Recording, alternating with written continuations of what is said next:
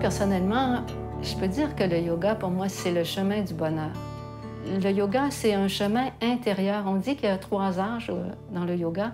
Il y a les jeunes, il y a l'âge moyen, puis moi, je m'en vais vers le 3e âge, où on revient à l'intérieur de soi. Et c'est vraiment un cheminement pour trouver le bonheur à l'intérieur. Le bonheur qui ne vient pas des autres ou des activités extérieures, mais le yoga, c'est pas juste sur mon tapis. C'est aussi, quand je cuisine, des fois, je m'en aperçois, tu sais, c'est béding, bédang, oups, je dépose les objets avec brusquerie. Et là, je suis pas dans le yoga. Et si je me ramène, si je pratique le yoga en cuisinant, je vais être très attentive à ce que je fais et ça va être très agréable. Parce que je suis pas dans le futur, je suis pas dans le passé. Le yoga, c'est être dans l'instant présent.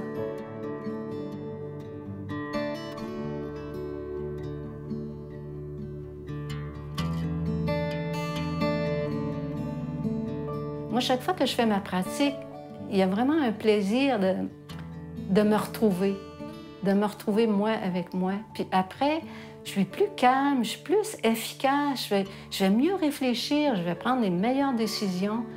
C'est vraiment intéressant. Il y a tellement de façons de pratiquer. Des fois, je vais faire une pratique intense, debout, exigeante, et d'autres fois, c'est une séance toute couchée. Si j'ai mal quelque part, mais comme professeur, je me crée mes séances la plupart du temps. Alors, c'est vraiment thérapeutique, le yoga. Et c'est l'expiration qui va vous amener dans la torsion. Donc, quand vous allez inspirer pour vous ouvrir dans la posture du héros, soyez... La pratique du yoga, souvent, on me demande en quoi ça consiste. Mais je me dois de dire que le yoga, c'est pas seulement une pratique, c'est en premier lieu une philosophie, une façon de vivre. Alors, pour moi, pratiquer le yoga, c'est une opportunité pour apprendre à me connaître, être mieux à l'intérieur de moi, être mieux avec les autres et à bien vivre chaque instant. Au départ, quand j'ai commencé il y a longtemps, même si j'étais plus jeune, j'avais des maux de dos. C'est souvent la motivation des gens, c'est souvent ce que j'entends dans les appels à la coopérative. Ils ont mal quelque part, puis ils disent « Ah, je préfère des exercices », tout ça. Puis finalement, j'ai découvert quelque chose qui m'a vraiment plu.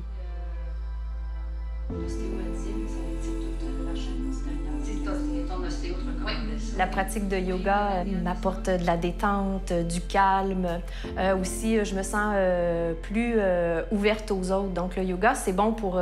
ça nous recentre vers nous, ça nous amène à l'intérieur de nous, mais en même temps, lorsqu'on est bien centré, on est bien avec nous-mêmes, bien, ça nous permet aussi d'être bien avec les autres et d'être plus à l'écoute de leurs besoins également.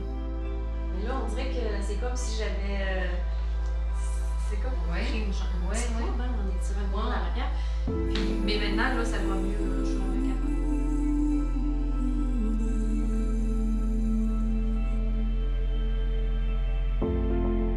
La plupart des professeurs vont donner les cours de base, là, débutants, intermédiaires, avancés. On a des professeurs qui vont donner des cours comme yoga ballon, yoga athlétique, yoga dynamique, des cours où ça bouge un peu plus, d'autres qui vont donner les cours enfants-parents. Maintenant, on a des membres élèves. Donc, il y a beaucoup d'élèves qui aiment s'impliquer dans les activités, qui vont venir à nos ateliers, qui vont venir au yoga soleil, puis qui vont s'impliquer. On en a une, par exemple, là, qui a commencé à faire nos affiches pour la publicité. On en a beaucoup qui viennent nous assister quand on fait des ateliers, qui vont donner une aide précieuse.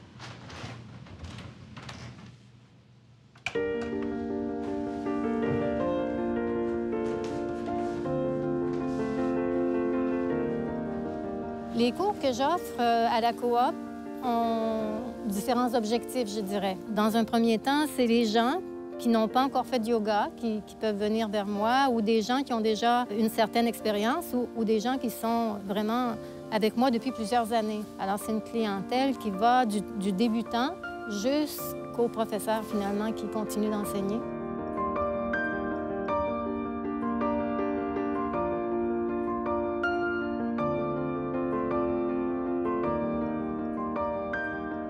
C'est beaucoup moi, en fait, qui fait le lien entre toutes les sphères. C'est moi qui reçois les appels des élèves ou futurs élèves, des gens qui ont des questions. C'est moi qui ai le lien avec la Ville de Lévis, qui est notre partenaire. Donc, tout ce qui est réservation de locaux. Ensuite, avec les professeurs, puis le conseil d'administration.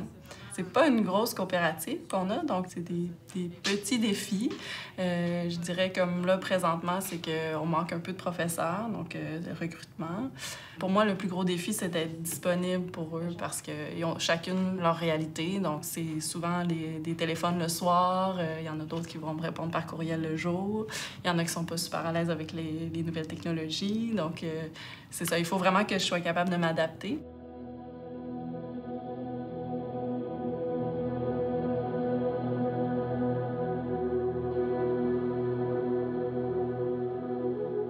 C'est une plus-value d'être une coopérative, particulièrement pour les élèves, parce que si on n'était pas une coopérative, la Ville pourrait engager qui elle veut. Et je ne suis pas certaine qu'elle nous engagerait, nous, parce que ça leur coûterait peut-être plus cher que d'engager quelqu'un qui a peu de formation ou peu d'expérience. Et à ce moment-là, il n'y aurait pas d'équipe de professeurs. Pour nous, c'est un plus aussi parce qu'on a tellement à s'impliquer dans la coop que ça nous tient. Quand j'ai embarqué ce conseil d'administration, j'ai dit « je vais être sur le conseil tant qu'on a du plaisir à travailler ensemble. Et si ce n'était pas le cas, je vais quitter le CA. » Puis ça fait 5 ans que je suis là. Il y a une analogie certaine entre le yoga et la coopérative. La signification du mot yoga, ça vient du mot yug dans la langue du yoga ancienne, qui est le sanskrit, qui veut dire union, qui veut dire relation. Alors, le yoga, pratiqué sur le tapis, c'est la relation à moi, c'est la relation à l'autre, c'est la relation à mon environnement. Et la coopérative, c'est vraiment un travail en relation avec les autres. Je ne peux pas être toute seule pour créer une coopérative. Alors, c'est vraiment dans le cheminement du yoga.